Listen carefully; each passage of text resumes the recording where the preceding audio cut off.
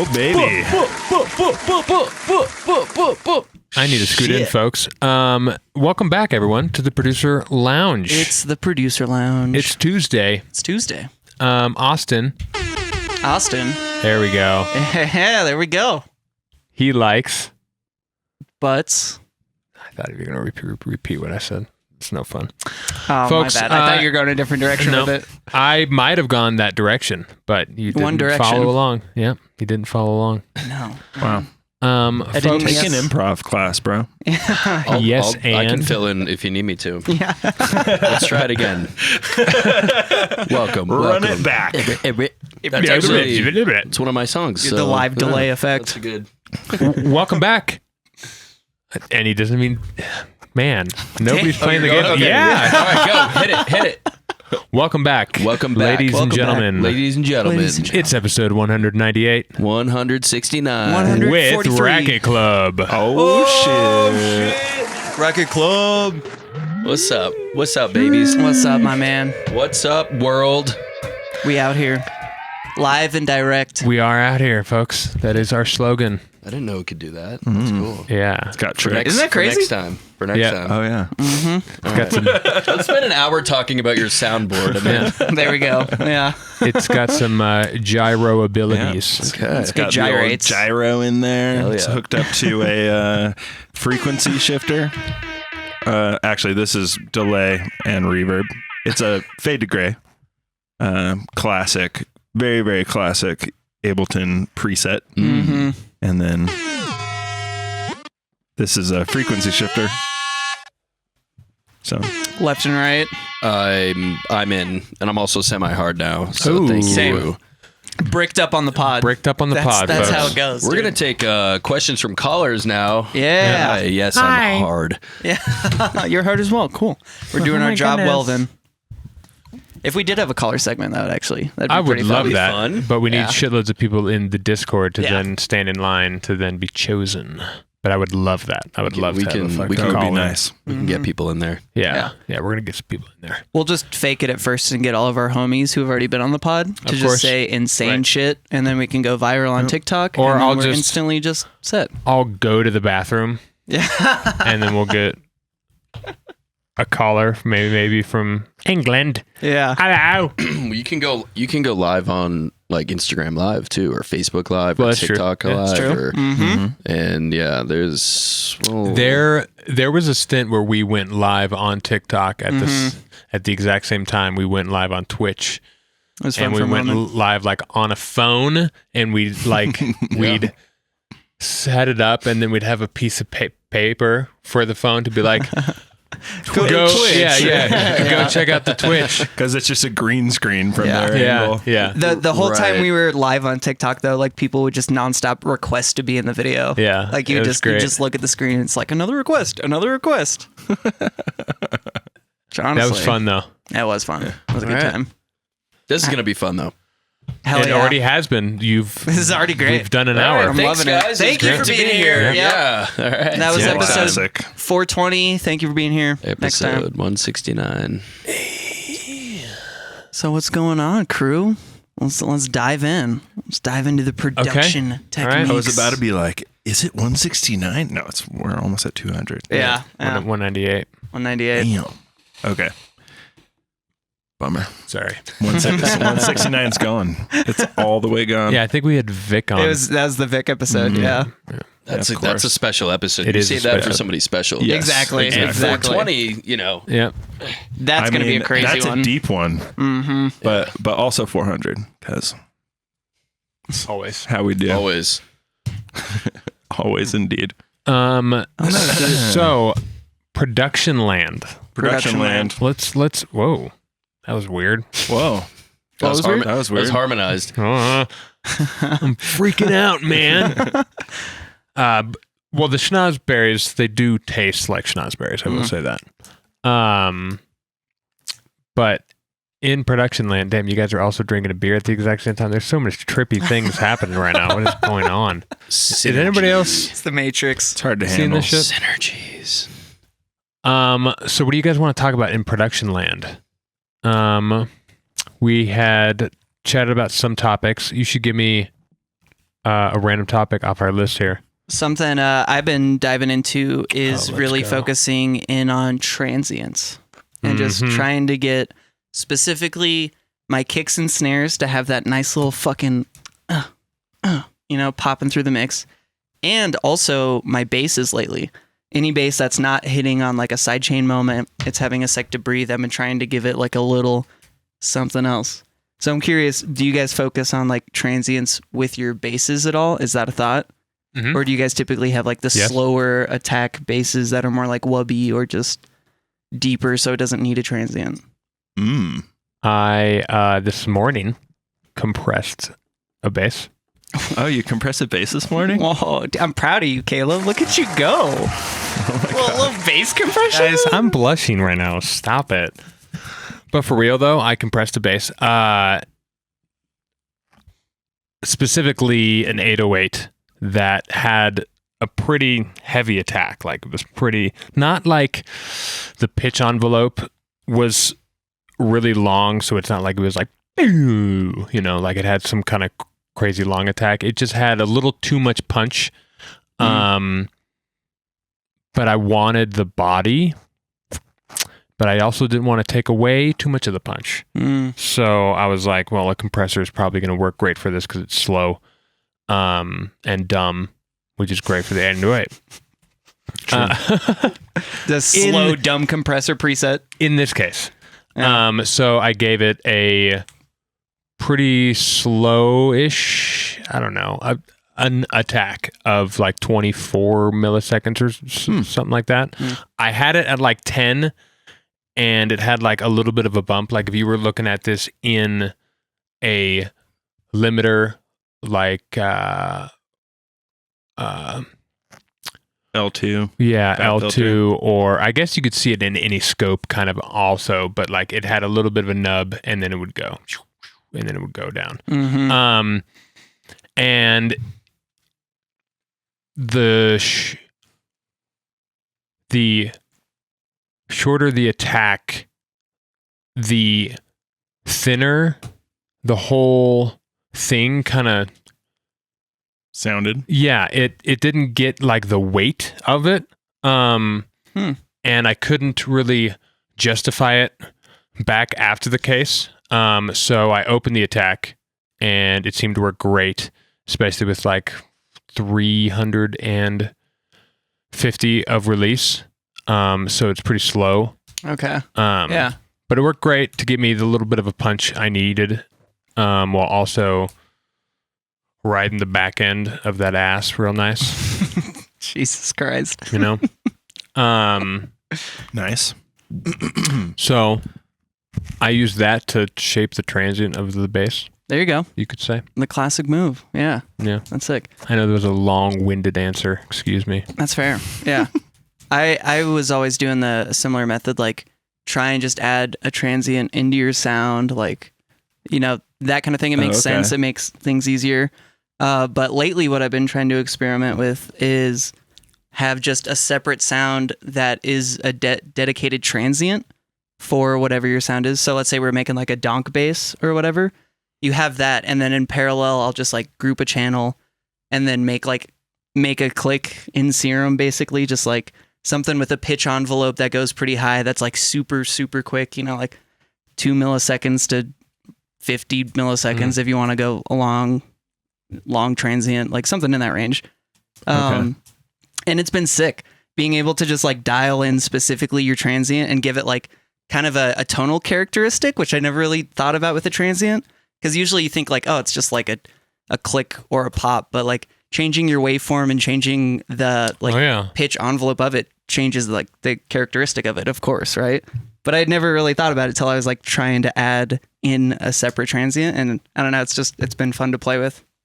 Interesting. Yeah. It's been cool. It makes your shit fucking pop a little bit more too.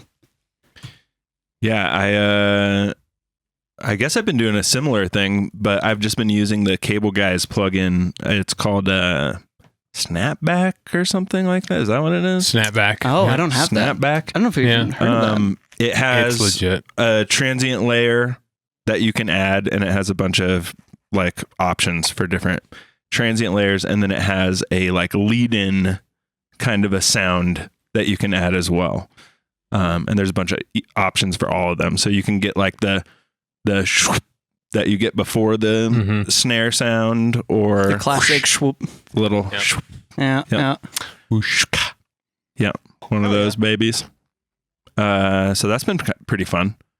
Are you grouping that transient and then kind of clipping them together? Yep. Exactly. Okay. Yeah, that's a big part of it for sure.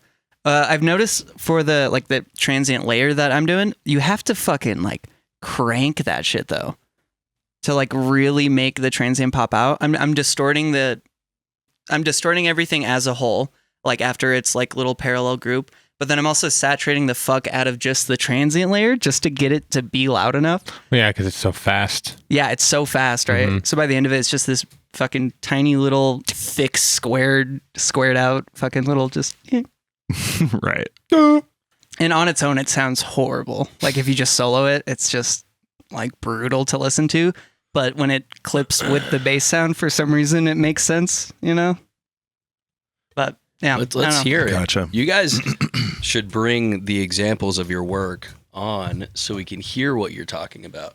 We should actually, yeah. We do that. We will occasionally open the DAW and do exactly what we're chitty Yeah. We like to chatting do it. about, We like to but- do it on Make the it fly. live. Yeah, but Do- because it's on the It fly. might be less interesting because we have to open everything up. Yeah. Open it Having it up. ready. Spread those cheeks. Spread those cheeks so you can layer in that transient. Do you guys make music together, separately, compare notes, genre-wise? Like, what are we talking here? No, they refuse to make music with me because I'm a lesser artist than them. But one day I'll get to that. No, I'm Shut your mouth. We told you not to say that in public. What the fuck is his problem? I'm outing them. It's time. It's time. Yahweh type shit. Yeah.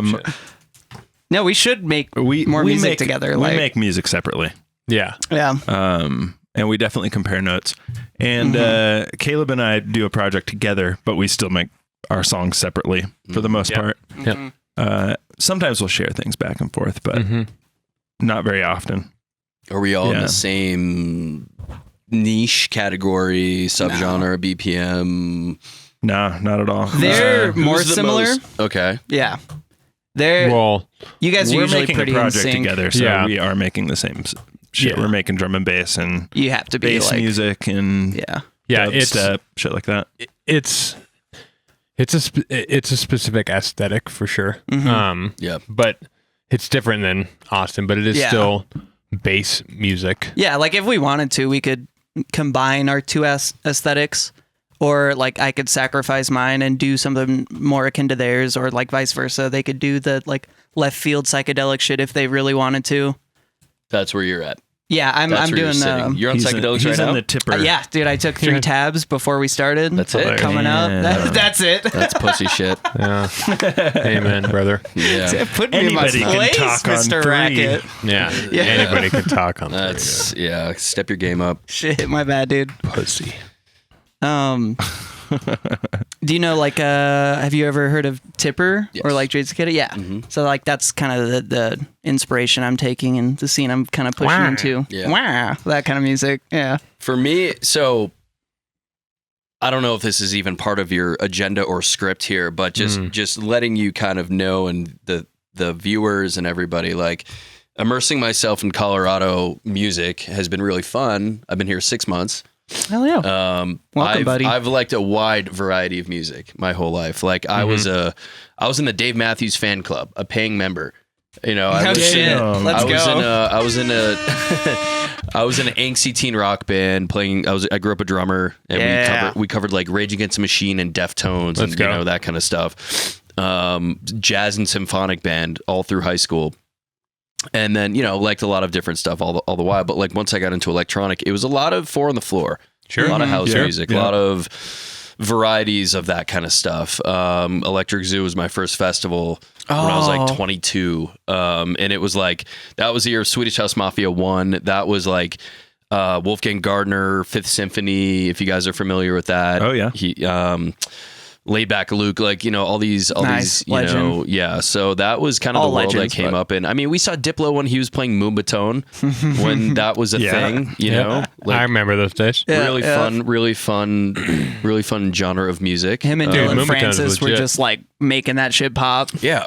EDM So, era. Yeah. so while I've been in sort of ancillary, like hovering around the edges of this world, like it's been really fun immersing myself more in it, you know, while I've been here. And like, look, I've been to LIB, I've been to a lot of different transformational festivals, Electric Forest, where there's all kinds of music, and I will go dabble in all that stuff. Hell yeah. But I'm not a deep expert in the category. So I'm always here to learn and hear new things. And that's why it's always interesting for me to hear rather than necessarily talk about it, you know? So that's the reason I brought it up. Yeah, for sure. Yeah. Anyways, Yeah.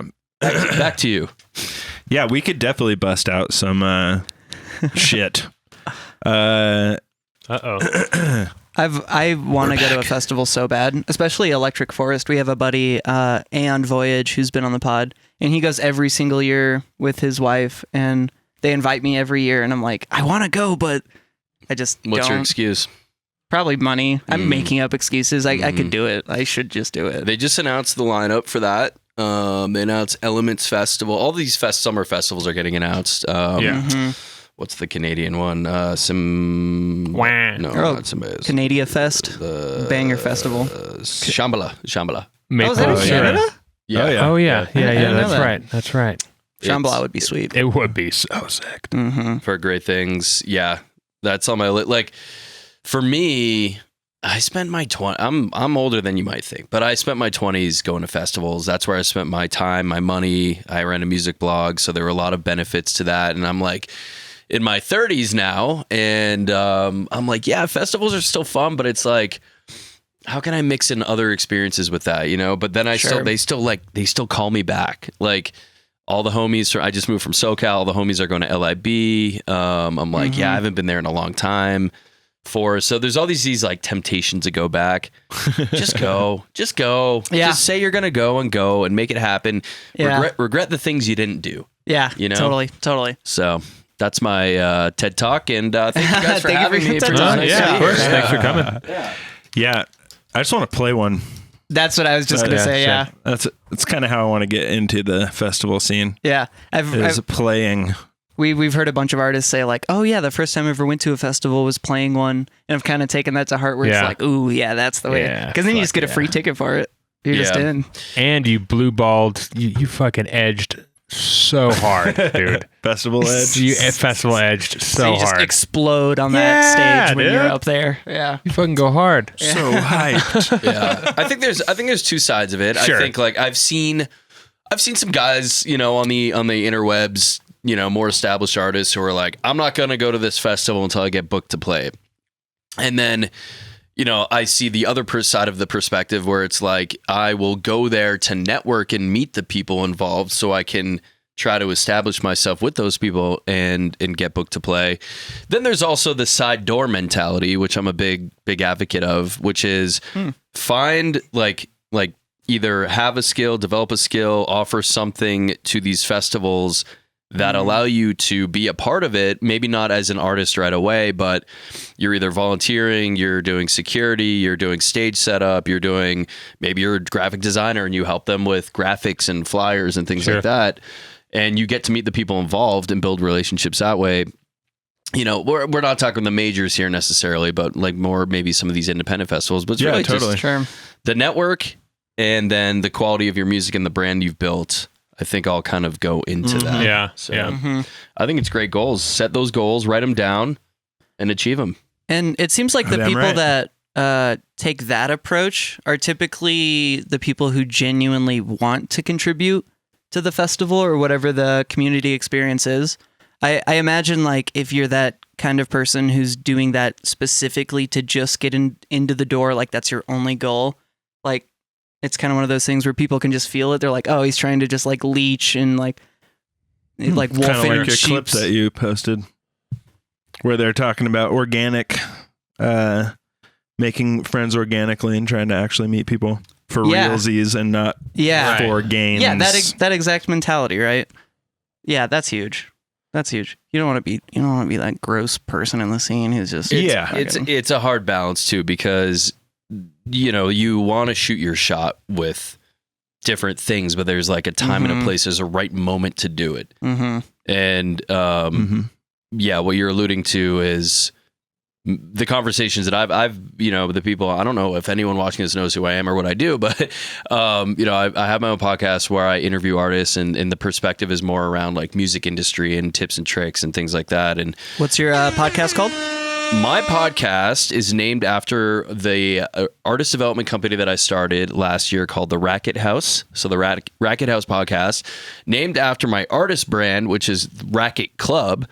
I grew up playing tennis, so that's where that came from. Nice. Okay. But yeah, there were at least 3 different people who came on and started talking about the power and importance of networking, but how to do it properly. And one of these people is I'll shout him out. Kaysen, who is shout out Nick Summers, real name, but Kaysen is his artist name.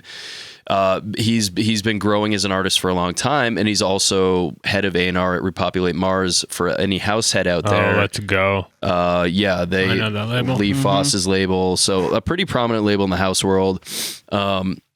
So he gets, walked up to, he's out at a show. People go up and talk to him all the time. And so it's like, he can suss out the real ones versus the people who are just trying to get something out of him. And he's a genuine dude. I met him at an Asian food festival in Santa Monica, and I'm like, oh, you're Case, and he's like, Nick, nice to meet you. It was really nice and genuine. Cool. Rob West, RC3 of 128 Productions here in Denver, who is here in this very building, having a chat. Same thing. So he produces events in addition to DJing and producing music. So people naturally want to try to get booked by him. And then my friend Kay, who's out of Austin, Texas, and she has her own podcast as well, Amp EDM, Amplified EDM, and then works with artists, does marketing stuff too, and that came up in conversation. So it's just one of those things that's like very, very important if you want to build a career in music or really anything. The way that you build relationships, the way you talk to people, how you present yourself, the conversations you have, like make people remember you, like you, want to work with you. And Nick Kaysen's kind of sign off in that topic was, people work with people they like. People want to work with people they like, and that's just kind of how it is. So, if you're going to be an asshole in the scene, your music has to be like the best of the best. If you're just going to be a dick to everyone, like Kanye figured it out. We've had some folks on the podcast that will do you have a boo button on there? On there. Yeah. No. Yeah. There it is. Yeah. It sucks to have to say that about him, but. Yeah, he's not in my favor right now, or probably ever again. Right. Who? Kanye. I guess I missed it. Oh, okay. Kanye West. Yeah. We were talking about. He's more than an asshole. Sorry, I'm being very outspoken about this, but yeah. So did I like deviate from the production discussion you're here? Good, you're good. Okay, I don't. Yeah, we're vibing. Oh yeah, no, Okay. dude, that was perfect. All right, We're just wherever the conversation I didn't get goes. to talk about Transients because my production process is a little less technical, so. I'm a stock guy. That's fair.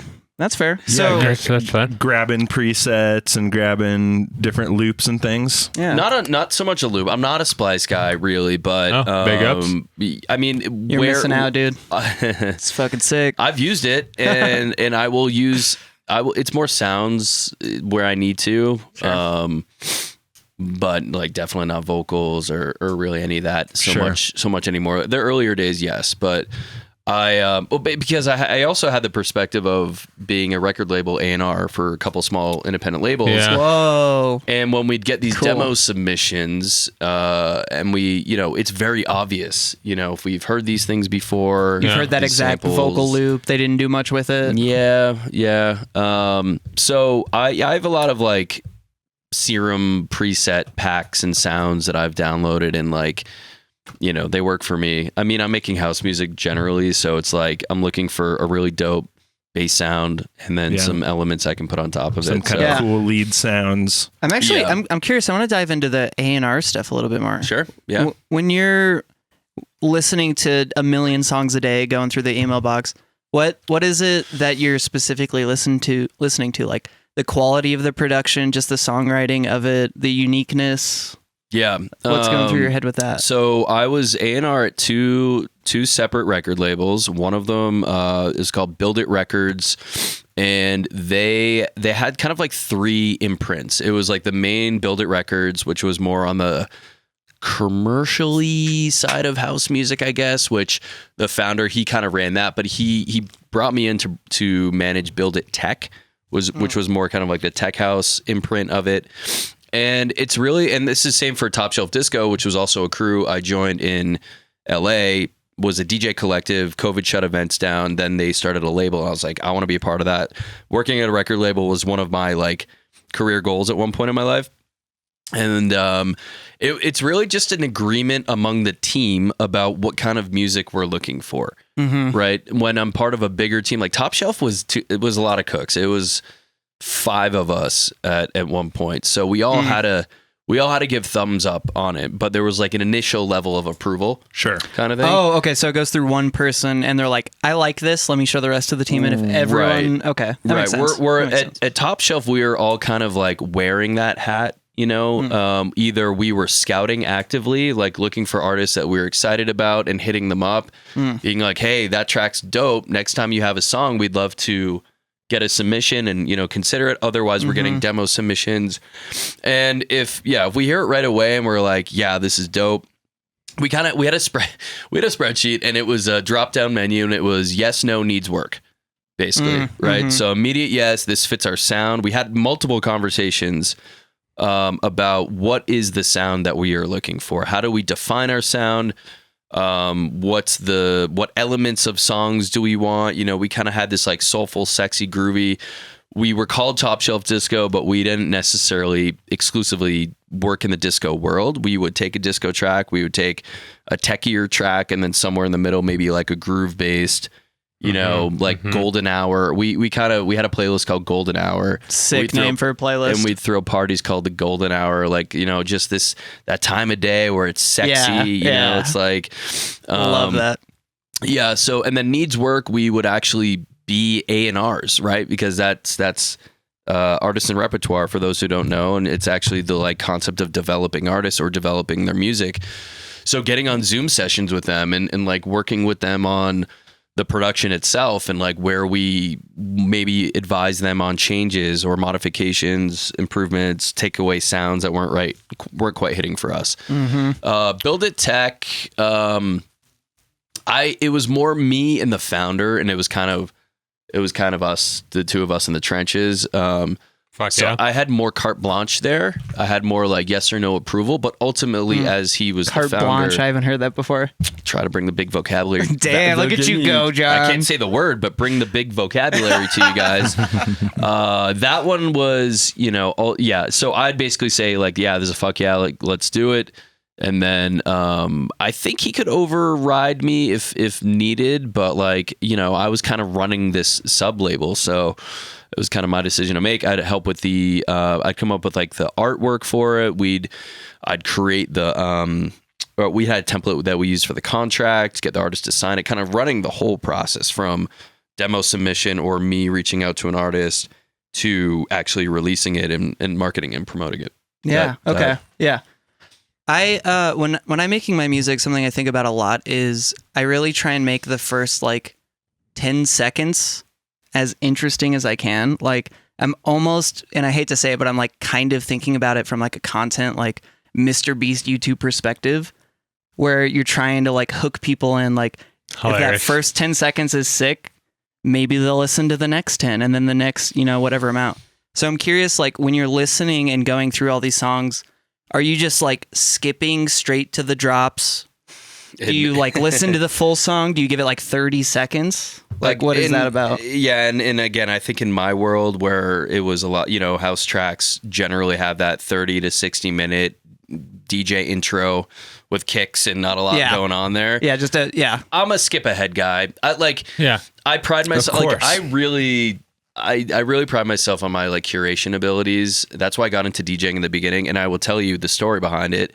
a lot of mix CDs made. I'm older, like I said, Sure. like mix CDs made, then playlists, and then I graduated college in Vermont. We're in somebody's backyard. It's June, beautiful summer night, and some friends are doing like a cuddle puddle. I think they took a little feel good, little something. More than my 3 tabs, probably, that I'm on right now. I think it was on the MDMA side of things, ecstasy, and I was controlling the music. Yeah,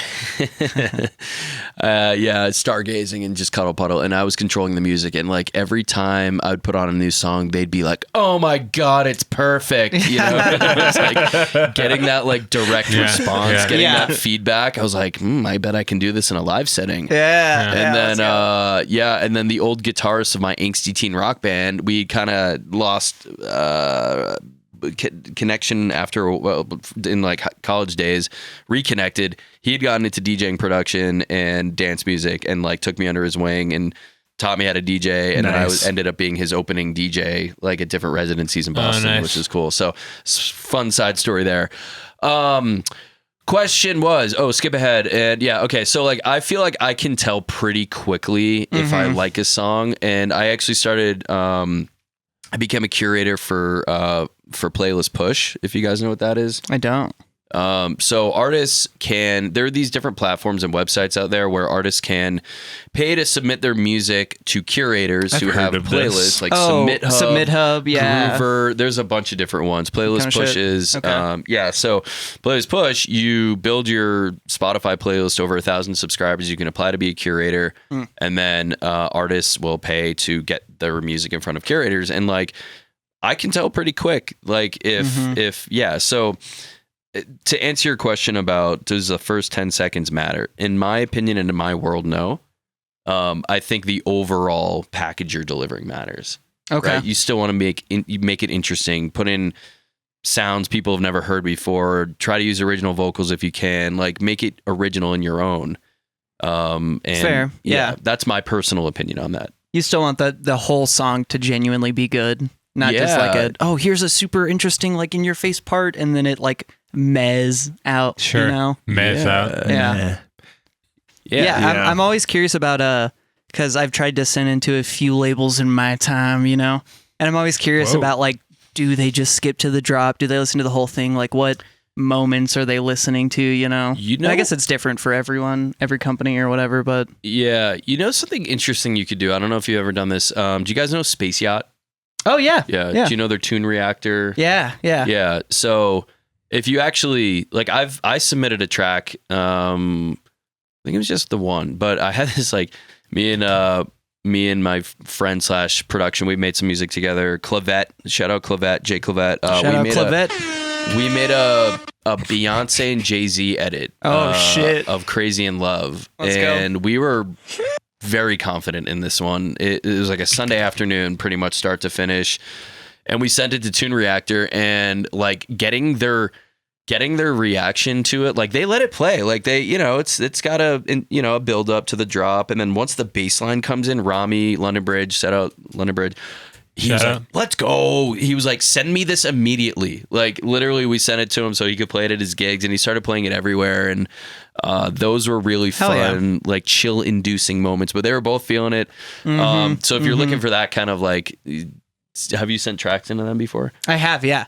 I've sent in 3 tracks. The first one was like 2 years ago or something when I first found them, and I didn't even realize they were like really a thing. I was just like, oh, this Space Yacht Twitch is doing a feedback thing, and like, cool, I'll send something in. And the first one, they didn't give a shit about, and I was like, okay, yeah, I still need work, that's fine. And the last 2, I've sent stuff in, and they're like, oh yeah, this is sick. Like, we see what you're doing, like blah blah blah. It's mixed well, it's like whatever, but they're like, it's not our vibe. You know, because I'm like, I make music. So, but they're like, keep doing you, buddy. So, I think that's motivation too. And it definitely is. Yeah. You send to labels, you see these stories of like the Calvin Harrises of the world, who's a world superstar. And there's like an old, letter from, I think it was Defected Records, which is a very prominent house label out of the UK. And they're like, not quite there for us. Keep sending us more, Right. That puts a chip on a producer's shoulder. Yeah. You want to get better and better so you can appease these people and, ultimately get it's hype sending shit in for feedback, I Yeah. get fucking nervous all in my body. Yeah, I love it. These days it's a little less, but it's still, the heart gets racing. Yeah. Yeah. And you're like, oh. please like it. I just want you to like the thing. Especially if And you're sending into an artist. Nowadays it's pretty chill. What? If you're sending into an artist you look up to, Right. like for us, like Tom Finster or Yeah, the Dong right. Kong Boys, every time I send into them, there's a little bit of like, Yeah. is this the best I can do? Like, I'm going to send it to the boys. Like, Space Yacht, same thing, you know? It's always the best you can do, and then you keep improving. You know, it's like the production is just that thing where it's like, you know, you never really know when it's done, but then you're happy about it. You know, Mick Jeets and I have been working on a track. I know you guys let's had. go. Shout out Jeets. We fucking love that dude. Yeah, I love that dude. He's the homie. Past and future guests on the He's show. the homie. Yeah, been on the show, and the reason I met you guys. So thank you, right. Thank you, Mick. Let's go. Nick Mickey Mickerson. But like I don't know, I somehow got this idea in my head to remix a classic rock song. Actually, my friend Tiffany, she's like, "Can you remix like Freebird or something?" And I was like, I don't love that song. But then I started thinking about sorry to everyone who likes Freebird, but I started trying to figure out like a classic rock track. I was raised on classic rock. Like, Sure. My dad was one of my biggest musical influences. Driving me to soccer practice, playing classic rock or his vinyl collection. And I was like, Another One Bites the Dust came into my purview, nice. and that bass line, it is kind of a dance track already in a lot of elements. It's got What is that, like 110 BPM or something? Mid tempo? It's slow, yeah. But it's got, the 4 on the floor. Yeah. So I started working on this, and it started coming together really nicely. And I invited Mick over to just like have a sesh, not specifically to work on that, but but I had been working on that, and I played it for him. And he's like, "Yeah, I could get behind this." And that song that it took us like I worked on a lot of it. He came over twice. He came over last night, and like, Oh, let's go. it's like we're both like, it's done. Like we don't really need to, Sure. versus a song I've been working on for 3 years that I started in Ecuador after hearing a girl say that was the craziest thing and then I recorded on my phone saying it. And anyways, yeah. So that's like, I'm trying to finish that after 3 years versus a song that Mick and I have made that we have been working on for maybe a couple months, So it's really interesting in the concept of like, is it done? Can I do more? Am I happy with it? It's all just about, are you happy with it? Totally. Are you happy with it? That's At the all end of that the matters. day, yeah, dude, Yeah. fucking, respect to that, right? If you're stoked on it, great. If you play it out and people react to it, great. Yeah. Like I played an unmixed, unmastered, like self-mixed, self-mastered version at a big nightclub in LA, and it like went off. And even I had people texting me being like, let's go. that Another One Bites the Dust edit. Yeah. And I'm like, all right. yeah. So that's my advice to all you guys out there who are always, it's a thing I deal with in daily conversation. I just, with the artists that I work with, I spend a lot of time on Reddit forums trying to answer questions and give people.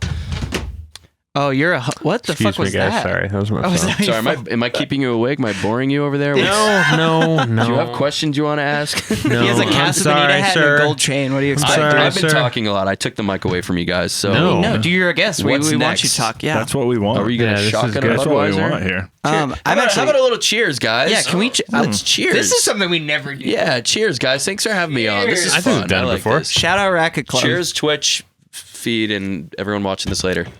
So I'm curious because you All brought these this up. commenters. How long? And I'm curious to hear your guys' answer, even though I kind of know it. How long are you typically spending on a song before release? 3 years to 2 months. 2 months to 3 years. shit. Hilarious. Okay, 3 so years. What's going on in those 3 years? Here's my challenge, and this is something that I'll be just vulnerable and open about. Like, I've been DJing for a long time. I'm really fucking good at it and confident in Like my ability to 15 DJ. years or something 15 insane, years. right? Yeah, Yeah. 15 years. It's crazy. Production is. I don't have a lot of regrets in my life. One of my regrets is not pursuing production sooner in life.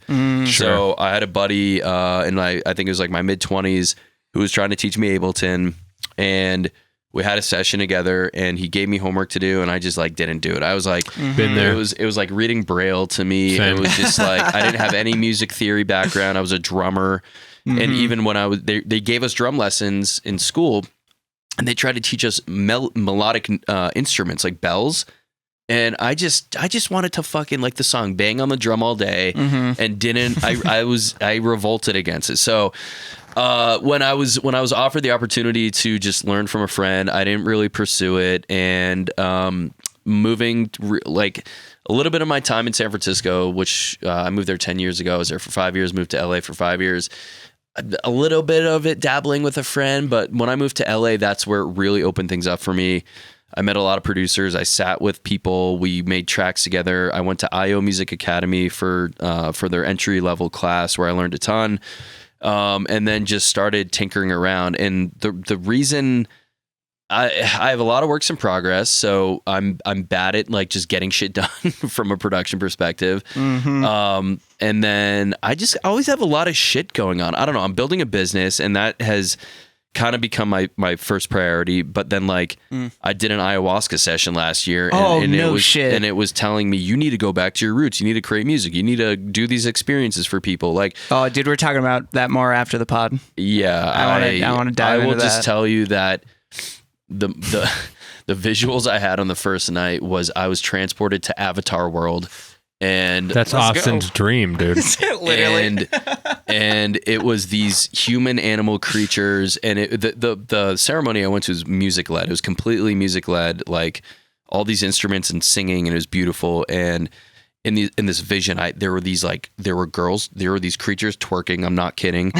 They're throwing ass. Let's go. Yes, we were in a canopy in the jungle, and it was just, I don't know. It was just one of those things where I was like high off, tripping my ass off, trying to take notes down on my journal, so I like remembered everything. Oh God, like, on ayahuasca, trying to write. Yeah, fuck that. It was a hell of an experience. But that reminded me that I was so focused on starting this business and making it successful, and I was like, you need to go back to your roots. You need to create experiences. You know, not just the music or the DJing, but like create like unique experiences for people to come out and dance and do things. And also, like, as somebody who's building an artist development business, I also need to lead by example too. So it's really just to hear, actually. For me, it's a time management and prioritization thing, and really just, you know, getting down to business. I released one song last year, which is kind of embarrassing for me, dude. Honestly, same. I released 3 all in like one little package, and it was like a year and a half prior. I didn't do anything. And I was like, guys, I finally did a thing. Yeah. Wow. And we haven't released music. And they've never released music. The last time I released music was 2015. Oh, no, I guess technically. The mix thing doesn't count. We released a bunch of lo-fi during COVID. We did release a full year of lo-fi every month, basically. Like 20-something songs. We there's more than that. Them out. There's like 400 or okay, like let's go late 30s or so. Yeah, we did a bunch, but then we started making dance music, and we made this podcast a little ahead of our time / weird, so we didn't end up releasing anything because the house didn't work. Nobody really did. Nobody's with this quite exactly. Yeah, we were making weird too house weird for it, the scene, and then. Yeah, and then a year ago we started another project, so we've just been building up a catalog for the last year. And another piece I think for me too is I love collaborating with people. I do too. It's fun. I think it's probably for my like days being in bands and stuff. Totally. The challenge with collaborating is you're as fast as your slowest person, and so like. There's one track that's like pretty much done with a buddy of mine. Shout out Nathan Miles, and we're stoked on this one. It's got original hip hop vocals on it. It's like we like it. We've played it out. It gets great reactions. We started shopping it around. We got some feedback. Like we're trying to make some changes, but then like he owns the project file and it's on Logic, and I'm an Ableton guy, so it's like, you know. He's moving one weekend. He's got family stuff, and and it's like you're kind of getting dragged through the mud a little bit. Sure. That other song I told you about for 3 years. You were asking what was I doing for those 3 years? Honestly, like it just kind of got put on the back burner. Then a friend of mine tagged in on it, and he was like, we were working on it together.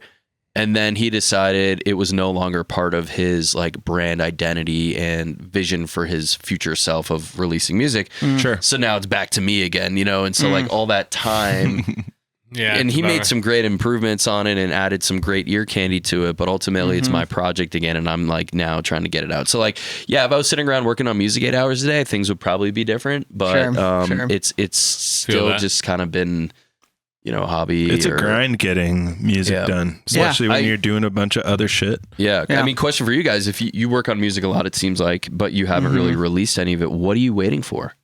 Oh, yeah. Well, currently, Great question. We're working on getting some like photos and art stuff done. Yeah. To be specific. Yeah. So They've also been waiting 4 months at this point. No. Yeah, you're right. 4 years. There you go. Yeah. Stop waiting. And we've been wanting to build up a catalog because we liked playing shows where we're playing mostly original tunes. Right. So we've been building up a catalog of tunes so that when we do go play, we have a fucking arsenal ready to go.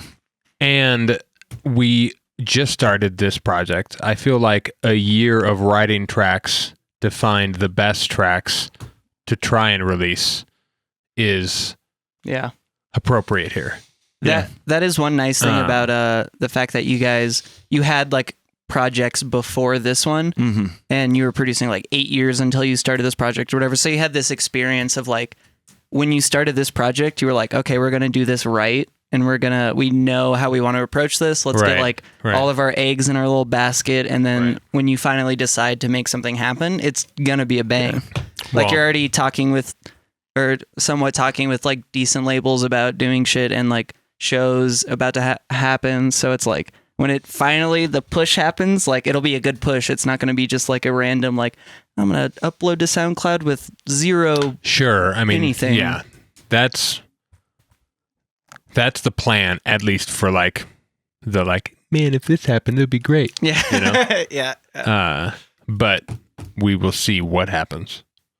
Yeah. But we're gonna do some shopping around. We're basically just waiting on the visual aesthetic to be in place, because right now there is no Instagram, there is no SoundCloud for the project. Like the project, you guys are off the project grid. does not exist. Yeah. Besides a cloud folder full of a bunch of whips that a few people randomly have access to. Yeah.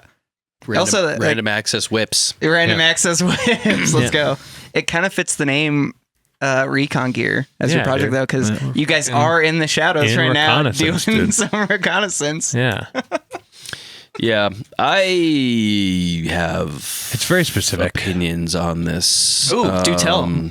Give them. Well, if they hurt our feelings, it all just no. There's no feelings being hurt here. It just depends on what your goals are. Like the way that I work with artists is specific to what they are trying to achieve. Right? Like I have like a consulting background. Like when I was working corporate jobs, I'm sitting with CEOs of multi-billion-dollar companies, like trying to get understand where's their head at, what are their goals for the company, what are their gaps, providing solutions for that, right? So that's kind of how I work with artists. So it's like every artist is different, right? Like if you guys are, it's not, I don't know what your goals are, but like I managed, I've done artist management as well. So I've managed like about half a dozen artists, give or take. And I had one particular duo that I'm great friends with that it just wasn't after a while. After a while, just wasn't a fit to work together. Disclosure, right? Color. Yeah. Yeah. They I couldn't get behind the whole white outline thing of the faces. Yeah. And I was like, that was our artistic difference. Yeah. And I don't blame you. Yeah, I don't blame you either, honestly. I would have bailed out also. Sorry for your loss. Yeah. But this particular duo is just like, they use the word waiting a lot. And I hear this with other artists too. And I actually made a stupid video on my Instagram about like waiting, right? Like you're waiting. And then the video was like all these different words would pop up being like, you're waiting for the label to get back to you. You're waiting for inspiration. Whatever it is. And my whole personal philosophy is, and this is not about you guys, it's just in general, it's just like, stop waiting. Just fucking do it. Like you have a track you're stoked on, put it out. Don't wait for a label, self-release it. It almost comes back to what we were saying earlier about you meet the person at the festival and like you want to make that connection, but you don't want to be the leech. But you have to kind of just like, what are you waiting for? Like, here's the chance. Do the thing. Yeah, I think it's really powerful to have a catalog built up. But again, it relates back to what your goals are, right? You talk about wanting to play a festival, but is there any information about you or your music out there for somebody to discover you? Yeah, we're not trying to play a festival right now. Yeah, I'm not trying to play a festival I'm just now. saying in general. But if someone were to offer you a festival slot tomorrow, Oh, they could do it. They could do it. would you take it? Yeah. Okay, so, Yeah. But I'm not. I mean, it could happen. I suppose we have friends, but it's not like we need that to happen right away. No, we have some full-time jobs, which helps. That allows us to kind of like slowly work from the shadows and make sure that it Always 400 is what gives us the opportunity to be more artisty, fucking pretentious about our music side of things, and not give as many fucks about like, oh, I need to make this happen because if I don't, then like I'm not like investing in my career and shit like that. It's almost like a cheat code in a way. kind of. Or not a cheat code. Cheat code isn't the right word. It's a ball and chain. It's a lot of work, but it's awesome, and we get to meet dope people like yourself. Yep. And the music side of things, we really give a fuck about like making our shit as fucking high tier quality as we can. And I've always been this way in bands that I was in the past. Like we would grind practices before we ever showed up in front of anybody. Like we would be on time, perfectly nailing every single thing. If somebody fucked up, they'd be getting like bitched at after the show, When I first met you guys was when you were doing another band era type thing. Yeah. And I would come over sometimes and you guys would be like, oh yeah, you can hang out, but we have to do this band practice thing we're for the going to be next 3 hours. practicing for 4 hours. Like, yeah, just go fucking kick it. And I'd be like, okay, sweet. I got nothing to do. I'll just chill. Yeah. And you guys, Yeah, so I guess, then maybe this is just my ignorance and not knowing where you're at today and where you're trying to go. Context.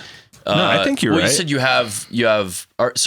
when you haven't released music, is it because the songs aren't done and you're not happy with them, or you're intentionally, they're done and you're just sitting on them for some reason? Okay. the latter, I can only say personally, but I'm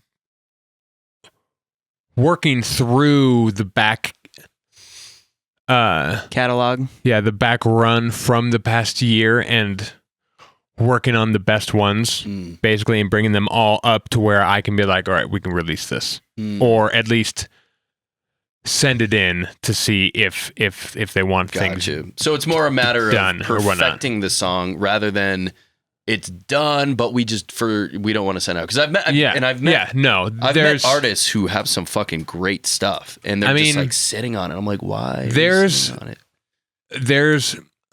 some people who would say that a lot of the stuff we're hanging on to is like, it's done. Like, no, it hasn't even been like actually mixed. Like, yes, like I mixed it on the go and I've made a version that sounds good and it's going to hit in the club, but it's not like actually like where I want it to sit. Like I'm going to have to like actually sit down and mix the whole fucking I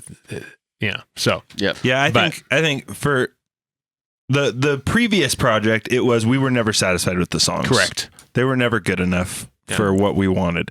Well, this project, we've been pretty happy with our songs for the most part, but starting a brand new project, understanding what we want it to sound like, understanding kind of the nuances of like the dynamics of low end energy in a set versus high end energy in a set, and like how we can, because we're always going like, okay, we have like 4 bangers, we have like 2 like mellow tracks, we need a little bit more mellow, like, and we're always thinking about that kind of shit, and we're building it up for a live show so that we have enough, which we're basically there. We're just like doing like what he's saying, like going back and like making things better, right? And then on top of that is the like getting our aesthetic right, as far as the imagery and shit that we want to go with the project.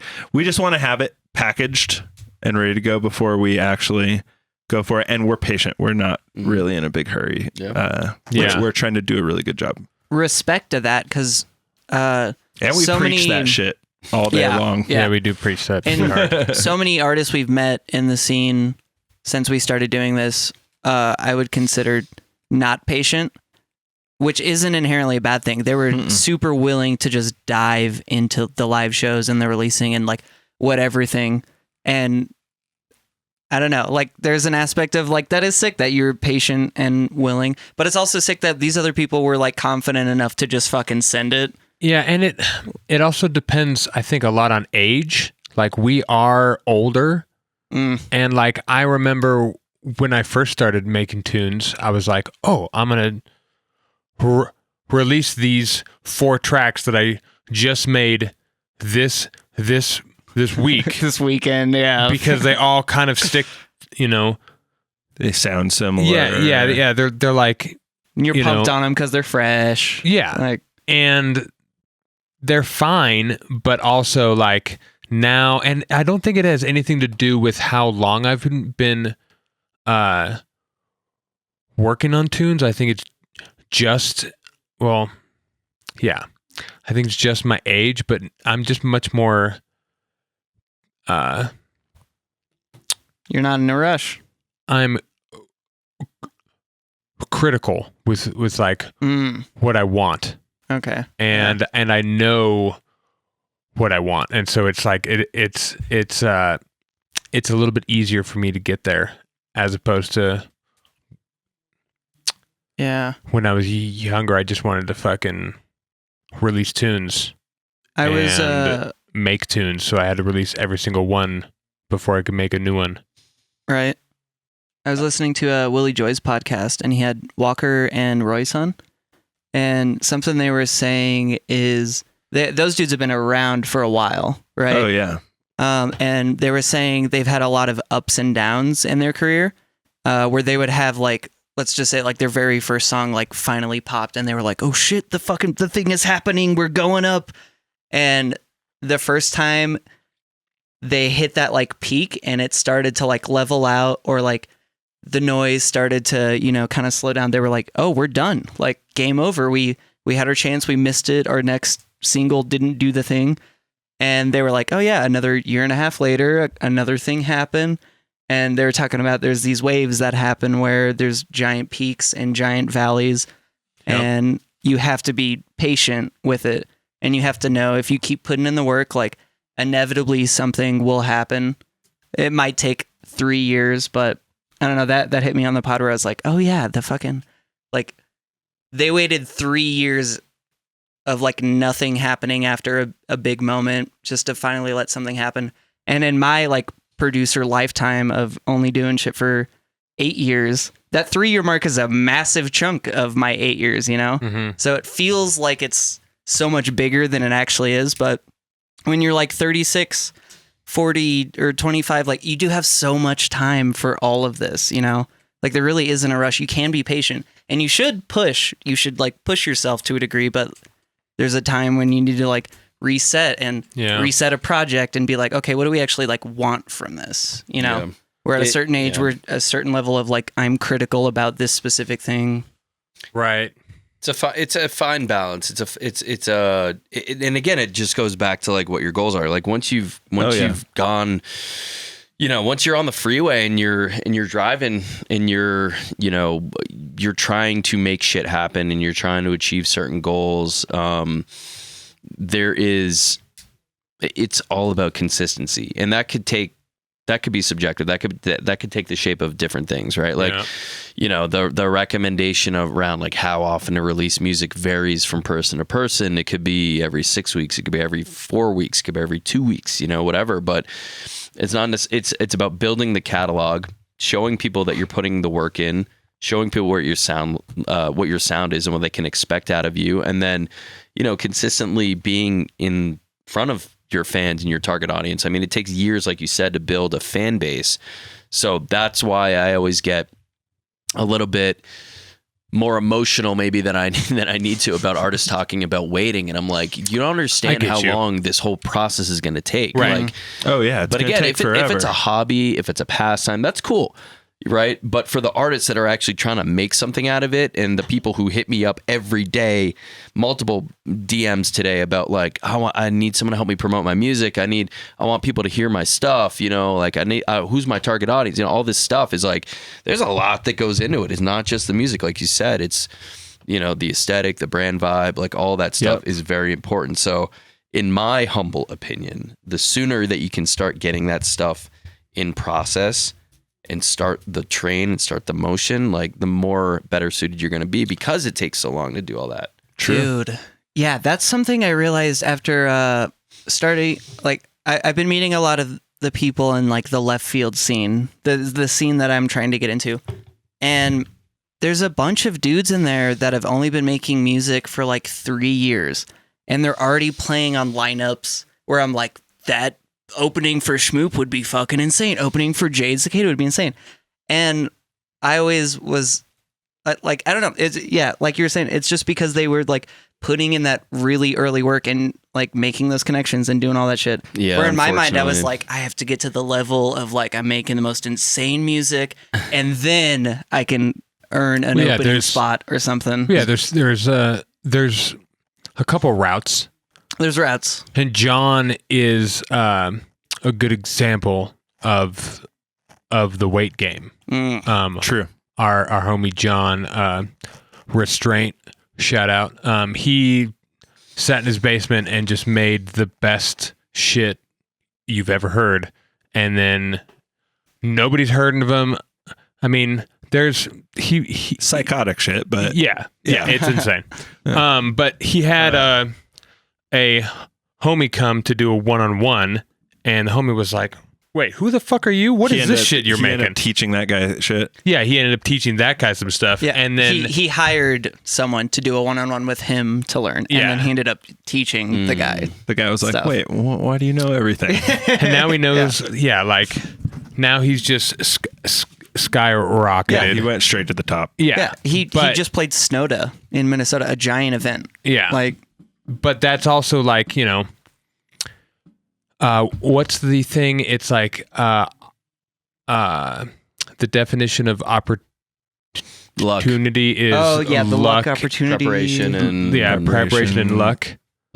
Wait, yeah, how does it go? We're jumbling opportunity is preparation and luck, opportunity, or something like that. I don't know. Yeah, it's something like that. Oh, yeah, I mean, there's a certain amount of people who think, Chad, get in there. There's definitely like the people out there who think, oh, the music industry's rigged, or it's all luck, or whatever. And I think the music will always speak for itself. I believe. I believe that is 100%. Still first and foremost the most important part. But like somebody asked me, you know, I put myself out there to do like a AMA on Reddit, and I was like, just, you know, and somebody was like, here's a scenario. There's two artists. Artist A makes Grammy quality music, but doesn't do anything to promote themselves. Artist B makes very mid music and promotes the shit out of it, and just works their ass off from a perspective of not just the music. And you know, who's going to be more successful in 2025? And I was like, hate to say it, but it's artist B, you know, sure. Yeah, if you're sitting in a basement making all this dope music and nobody knows about it, then, you know, you're not going to get any opportunity. So it is a combination of, right. But there is an artist C in there, the guy who's in between them. You know, there's the guy also, who's not who making. Do you want to be? I don't want to be true. Making mid music and hustling my ass off. I want to make Grammy award winning music and nobody knows who I am. I'd rather that. Sure. But I'm gonna hustle my ass off anyway. At the end of the day, that will happen. I just like to be highly fucking dialed in before I go for that. Yeah. That's why I said, like, once you start the on ramp, right? Like, exactly. Right, you know. So I think like having a strategy, being consistent with it, like, you know, being super buttoned up, and then like having like very clear goals about like, what do you want to do with all this? Like, and what's your why is really important too. Oh yeah. I've been thinking about that a lot lately. It's something that not a lot, you know, like I'll have people hit me up I just want people to hear my music. Okay, then what? What if they do? Like, what are you trying to achieve? What do you want to do with it? You know? Why are you doing this stuff? Right. Yeah. So, I don't know. Right. Like I said, that, you know, again, I will just say this kind of like from where I'm sitting is there's no right or wrong way to do things, and there is no playbook. And, you know, that's the reason why this industry is so chaotic, is because people get to where they want to go in different ways. I know a particular girl who I'm like, I met her living in LA, and she was DJing for maybe a year or something. No production, solely DJ. She just got announced for Coachella on the Doolab stage, and she's been DJing for a few years, and good for her. Still doesn't have any music out, and that's just how it is. She's always out there, and I see her name on so many lineups. What do you got? Oh yeah, nothing. That is sick. Damn. Yeah, it's pretty I want to play Coachella. So that would be fun. Right. So it goes back to I'd play Coachella if they offered. Yeah, dude. That would be a blast. It's Doolab. She's playing LIB. What's the Doolab? What does that mean? So okay, I don't, so lightning in a bottle. I'm not from Los Angeles, so I don't know what these I'm things mean. not from Los Angeles either. I'm from Boston. Shout out Boston. But I lived there. I actually went to my first. I went to my first Coachella when I was living in Boston. Still. Sick. Yeah. So Lightning in a Bottle Festival. Okay. LIB. Yeah, You've heard of that one? Yeah. Pretty awesome festival. Recommend it. Seems sick. They the people who throw it, the promoters, are called the Doolab. Excuse me. And so they have a stage at Coachella, but it's their own little like oasis. They have their own separate lineup that they just announced, and it's fucking awesome. It's really fun. And like if you can get somebody to give you a wristband to go backstage, they have hangout areas. They have free food and drink. Anyone can go on stage. It's just like a total vibe. And they have a lot of bass music, a lot of house. Like I've seen a wide variety of artists play on that stage. And now it sounds like, so she got one of her friends, who's definitely a rising star, who does produce music, who like Solomon is supporting, if you know who Solomon is. Oh, of course. She's like really good friends with this girl. And I was like, hey, congrats on the Coachella thing. How did that come about? And she's like, well, I met the team last year at Lightning in a Bottle, and she's also playing that, I guess, which is cool. But again, this is a definition of a girl who was like out every weekend, like 3 nights, Thursday, Friday, Saturday, or Thursday, Saturday, or whatever, at these events, promoting the shows, meeting the people behind this stuff. And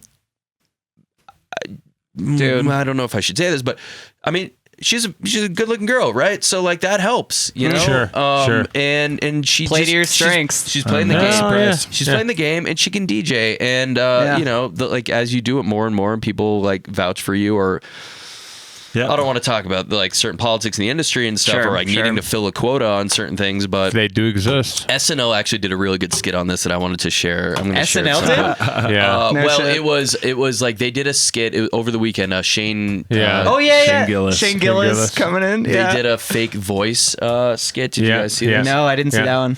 Yeah. So I saw it. It's so good. Basically the premise was like, whatever fake show this was, all the hosts like don't look at the performer and they just listen to the music and the performance.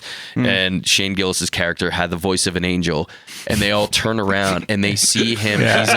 He's in a scooter. He's got like scooters. He's a bowl cut. He's objectively hideous. Yeah, he's objectively horrible looking. And they were all just like, ugh, and they all turn around. And he's like, what? What, you got a problem with me now that you look at me? Oh yeah. Fucking good. And they're like, and then he starts walking. They're like, wait, why do you have that scooter? He's like, I just thought it was cool. Yeah. So, there's some of that stuff in the biz. It plays a part. That's just human psychology, like the halo effect. That's what it's called, or like relatively, like it's that concept. That's a thing where, you know, and it's unfortunate, but right. So I guess my kind of final thought on that is just like people get to where they want to go in different ways, and how they go about that. And I think like, again, you know, I'm a big proponent of like, I'll give the artists that I work with homework. And one of the homework items is go out to an event once a week and just meet people, shake hands, support local acts and the promoters and the venues you want to play with, so they know who you are. And it's like, oh, you got to do that shit. It makes a big difference. Yeah, it makes a huge difference. Deadmau5 has like a famous clip that always, pops up on the internet every 6 months or whatever, where he's like, oh yeah, fucking the new artist always ask me like, how do I get on the labels and make the connections and all this shit? And he's just like, just go out and meet people, make a genuine human connection. Don't just be a name on the internet that's fucking like thick bass 420, I'm surprised. Like, just go meet people. Surprised he's the one saying that. I know, it's crazy. Because everyone who meets him is like, I just met Deadmau5. He's a fucking prick. Yeah. Main troll Joel. Yeah, he has little moments where his heart peeks through. Nothing less than that from him. Yeah, I agree. When you meet him at this point, you just want him to be a dick. Yeah, So just inputs lead to outputs. If you're a producer out there and you have goals for yourself of getting to whatever next step it is for yourself, right? There's no right or wrong answer for that. Mm-hmm. But if you have goals for yourself and you're not where you want to be, or you want to get to that next step, the more you put in, the more you get out. I see it time and time again. So just put in the work. Don't be lazy, folks. Dude, inputs lead to outputs? Are you kidding me? That's so sick. That's going to be my little mantra for the next few months. Write it on the chalkboard. That's right. There we go. Next to titties and boobs or whatever is on there. And right next to what's your why? What's your why? All right, folks. We've done an hour. We did longer than an hour. You're right. Technically longer than an hour. Wow. How can people find you, Mr. Hit one. Send one, just a random one. How can people find me? My mailing address is you can find me backstage brown nosing somebody at a show and trying to figure out how I can get on their lineup without any personal connection. Okay, serious answer. So my artist name is Racket Club on Instagram. That's Racket Club with 3 B's. It's a CK, not a Q. So RACKETCLU. And then Triple B, because the other 2 B's were taken, of course. Gotcha. Yep. And then the single and double B's were. And then the gift for the pod. Yeah, and then the Racket House is it's my artist development company. I started about a year ago. I work one-on-one with artists, helping them grow their brand in music. Sick. And then I also the other half of the agency is music promotion services. So I run ad campaigns for artists, playlisting services, content, email marketing, email outreach, a lot of different stuff for more of that kind of like direct response sort of initiative. And that's just at the Racket House, and also have a podcast where I have on guests who can offer something of value, stories, tips, tricks, whatever it is, inspiration for artists, because I know how challenging the space is. We all do. And I want everyone to succeed, whatever their version of success is. So I built this thing to help other artists. I'm an artist, and it's been fun, and it's great. And that's how you can find me. And I'll give you my personal cell phone number if you want it, but not today. All right, guys. This is great. I had a blast on this episode. Yeah, so me thank too. you for Thank you coming, guys buddy. for having me. Seriously, this is fun. Yeah, it's been man. great. Thanks for coming on. Folks, hit the sub button, hit the follow button. We love you guys. We'll see you on the Patreon, and we'll see you guys next week. Bye, everybody. Bye. You can't see me, but I'm doing the Donald Trump.